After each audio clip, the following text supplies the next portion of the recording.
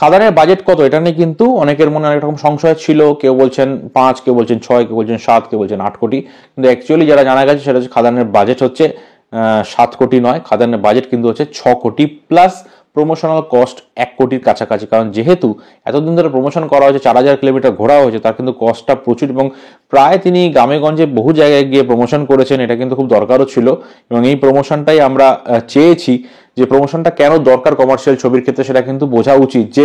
যেহেতু mass commercial ছবি মার্কেটটা এখন কম, অনেক সিঙ্গেল স্ক্রিন বন্ধ হয়ে গেছে, সেই হিসেবে কিন্তু এই প্রমোশনটা করার খুব দরকার ছিল এবং বিভিন্ন জায়গায় গিয়ে অডিয়েন্সের কাছে গিয়ে পৌঁছে দেওয়ার দরকার ছিল। প্লাস খাদান বাস যেটা, সেটাও খুব দরকার ছিল। এটা বাস যখন একটা বড় রুটে যাচ্ছে, প্রচুর লোক সেটা দেখতে পাচ্ছে, এটা কিন্তু একটা বড় প্রমোশন এবং এই প্রমোশনটা কিন্তু অন্য ছবির ক্ষেত্রে দরকার না হলেও, এটা দেবের অভিজিৎ সেনের ছবি যদি আসতো সেক্ষেত্রেও দরকার হতো না, কিন্তু এই ছবিটার ক্ষেত্রে অবশ্যই দরকার। কারণ এটা শুধুমাত্র মাল্টিপ্লেক্সের ছবি নয়, শুধুমাত্র এটা শহরের ছবি নয়, এটা কিন্তু বাংলার ছবি, পুরো বাংলা জুড়ে এটা চলা দরকার। বাজেটও খুব হাই, তাই এই প্রমোশন ট্যাকটিক্স যেটা নিয়েছেন, যদিও প্রচন্ড এক্সটেন্সিভ, এতটা হয়তো দরকার ছিল না, কিন্তু বেশ কিছুটা কিন্তু দরকার ছিল বলে আমার মনে হয়।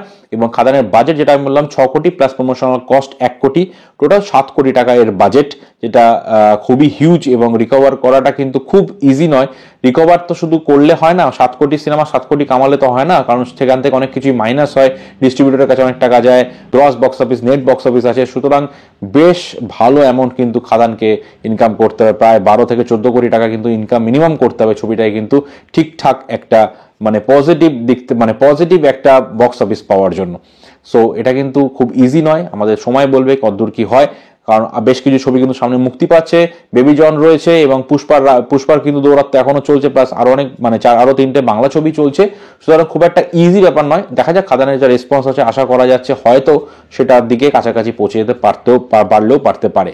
আর নেক্সট যেটা নিয়ে কথা বলবো সেটা হচ্ছে খাদান 2 কিন্তু আসবে, এটা কিন্তু দেব ইঙ্গিত দিয়েই দিয়েছেন তার খাদান ছবির শেষেই। এই যে কয়লাখনি অঞ্চলের যে মানে শ্যাম মাহাতো মোহন, এই ব্যাপারটার পরেও কিন্তু আরো অনেক এর মধ্যে টুইস্ট অ্যান্ড টার্নস রয়েছে, যেটা কিন্তু এর গল্পকে শেষ হতে দেবে না। এরপরও আরো অনেক ব্যাপার রয়েছে। দীকা পাল অন্তঃসত্ত্বা থাকছেন ছবিতে, সুতরাং একটা অলওয়েজ চান্স রয়েছে পার্ট 2 হওয়ার। এবং দেব আরেকটা জিনিস জানিয়েছেন যে তার পরবর্তী ছবির মাস কমার্শিয়াল ছবির বাজেট কত হবে সেটা কিন্তু দেব জানিয়েছেন।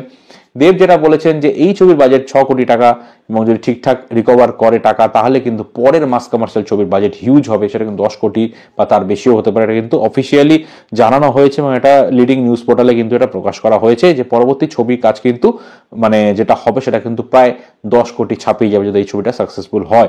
তাই এটা তো অবশ্যই একটা বড় ব্যাপার। 10 কোটির ছবি মানে আপনারা খাদানে যে গ্যারান্টারটা পেয়েছেন 10 কোটির ছবিতে তার থেকে বেশি পাবেন। সুতরাং আপনারা অবশ্যই খাদান দেখুন, হলে এবং দলে দলে গিয়ে দেখুন। তো এই ছবি সাকসেসফুল হলে জিৎদা বলুন, দেবদা বলুন, সবাই কিন্তু আরো বড় বড় মানে বাজেটের এবং আরো রিস্ক নিয়ে ছবি করবেন বলে আমার মনে হয়, ইন্ডাস্ট্রি গ্রো করবে। সো এই আপডেটস গুলো এবং এই ইনফরমেশন গুলো কেমন লাগলো সেটা অবশ্যই কমেন্ট করে জানাবেন। ভিডিওটি ভালো লাগলে চ্যানেল সাবস্ক্রাইব করে পাশে থাকবেন। দেখা হবে নেক্সট ভিডিওতে। বাই।